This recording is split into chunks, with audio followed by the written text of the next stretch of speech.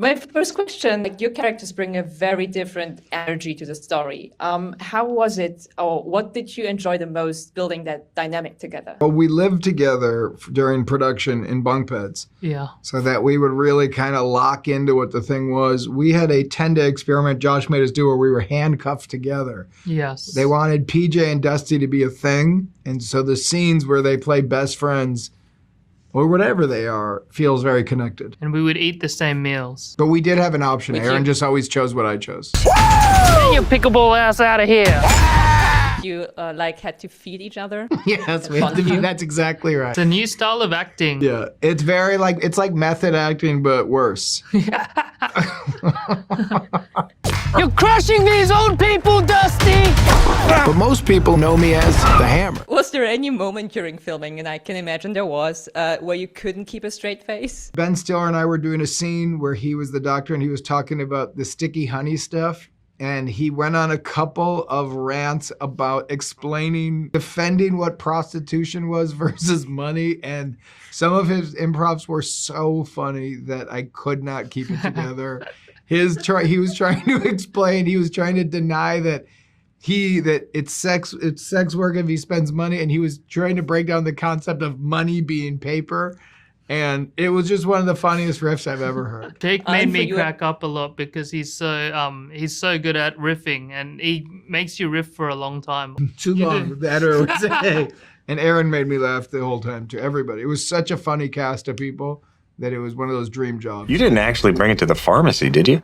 Oh, of course not. I'm not an idiot. Did you have a much freedom in choosing your lines, or jokes? Yeah. So we had a great script. Sean wrote, it was like, our rehearsals were funny.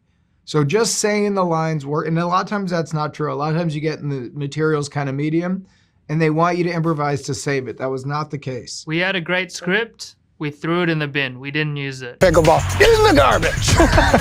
We said our own lines. Don't give them a thumbs up there. That does not deserve a thumbs up. That is a thumbs down moment.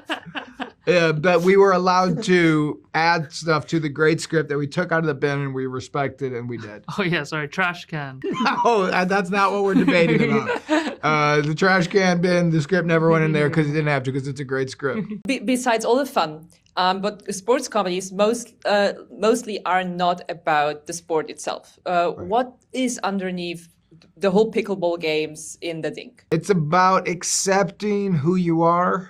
And figuring out who you are, even if it's disappointing to others, and rather than trying to be who somebody wants you to be, falling in love with who you are. And about pickleball. And its name is... Pickleball, bitch! And falling in love with a big ship. Yeah. Oh, Did you say ship? Ship. Okay, yeah. I'd say ship. Okay.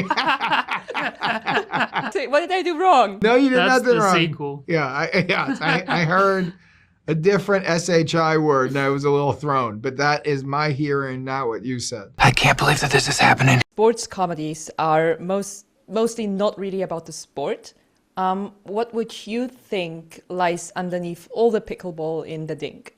I think especially for the two main characters, Candace and Dusty, the answer would probably be loneliness. I think each of them is a bit lonely in life and is looking, they're looking for, in her case, for a pickleball partner, but she's also looking for a friend. And I think he's looking to feel successful again and like he's good at something again. So, and probably a bit lonely for his father's love. So they have a lot in common.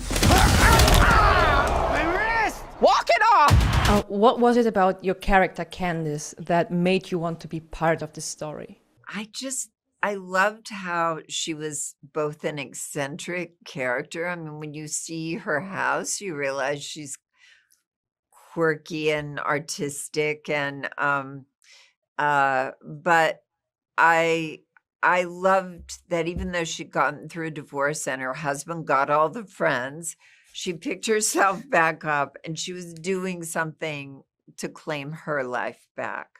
And her answer to how to claim it back was pickleball. You know, we serve underhand. What's that? Underhand. Oh. No, I know, obviously.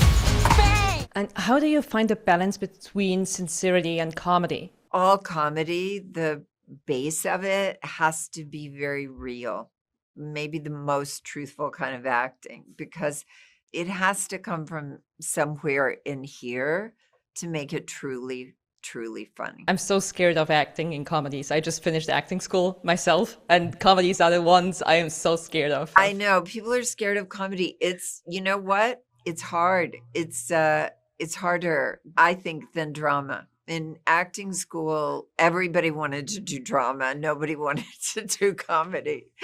And I think you really have to find your own funny. I remember when I was a young actress in New York, I went to see Lily Tomlin in this extraordinary one-woman show, and I left just so inspired by her, and I wanted to be like her.